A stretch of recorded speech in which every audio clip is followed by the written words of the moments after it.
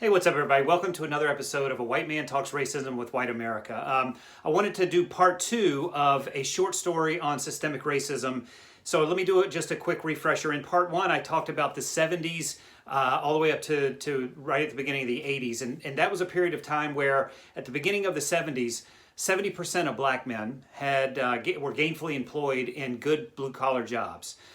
The coinciding factors of the white flight to the suburbs, the subsequent fleeing of businesses and industrial complexes out to the suburbs, coupled with the fact that only 28% of black men at the time had access to a car, contributed to spiking unemployment rates, which are going to reach a peak in 1987 at around 28%. So in 1970, 70% of black males had a really good blue collar job. By 1987, that had reduced down to 28%.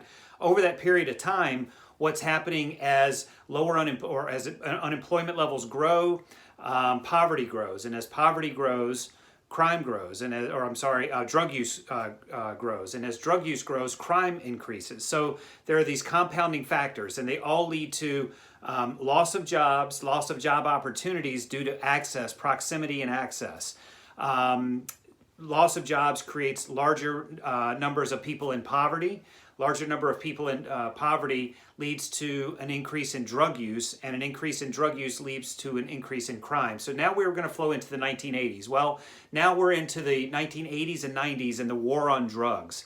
The war on drugs were started in the, I believe it's the Bush administration, or maybe the Reagan administration, but it carries through several administrations, including the Clinton administration. And the net effect of it was the Department of Defense saw their drug budget go from about $70 million to $1 billion over a 10-year period, 1981 to 1991. And the DEA saw their budget go from about $86 million to $1 billion as well. As these drug prevention or fighting budgets are growing, sentencing has changed, and the sentencing has changed. Ironically, one of the big drugs in use at the time was cocaine, two forms, powder and crack. Well, wouldn't you know that in lower income areas, crack was the prevalent type of cocaine that was used and it tended to be in the black communities, and in the white communities or middle class and upper income communities, it was powder cocaine. Well, who would guess or who would think or be surprised that crack cocaine's sentencing guidelines were significantly harsher than powder cocaine's sentencing guidelines, even though they're both the same substance? Go figure, what the reason for that is. So as these sentences are being handed out, black men and white men are using drugs and a big way, cocaine or cocaine derivatives at about the same rate. So during this 80s and 90s period, black men and white men both using drugs at about the same rate, but black men are being convicted and sentenced to prison at 6 times the rate of white men, and they're being sentenced to mandatory minimums that were set in place for the crack part of the cocaine universe. And as they're sentenced in a lot of cases to felonies, they're losing access to things like public housing, low-income benefits, and they're also not allowed to vote. So there's this cascading, starting in the 1970s, this cascading chain of events that coincidentally are all affecting and impacting black America exponentially more than anyone else in the country. And it kind of leads to the situation where from 1980 to 2006, our prison numbers for drug-related prison sentences increased from 41,000 in 1980 to over 500,000 in 2006. And again, the vast preponderance of the prisoners being sentenced were black men.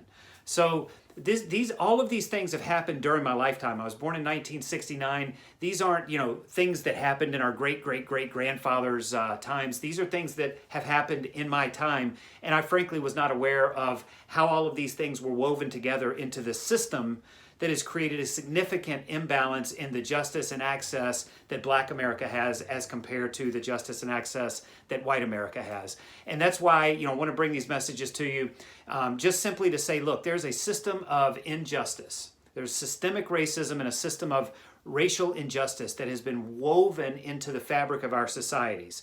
I wasn't old enough to have anything to do with what happened in the 70s and the 80s. I was young or going through college all the way into the mid-90s. But those things still exist today. They still impact our society today. So my purpose in kind of telling this story to you is just to give you another example, in case you haven't, found any yet, that systemic racism has been built, is still functioning, and is something that we need to be addressing as white Americans. We need to identify and understand the systems that create systemic racism and racial injustices in the country. Once we understand what those systems are, we need to get involved in doing something to unwind them. I don't care whether you and I had anything to do with putting the procedures and policies and laws in place. It's our responsibility to unwind them and to create a system of equality for both Black and white America where none is ahead of the other in terms of access or opportunity, but we're all standing together with equal opportunity. Hope the message finds somebody that needed to hear it. I hope that in some way or shape this has been helpful, and I'll be back talking to you again soon. Peace.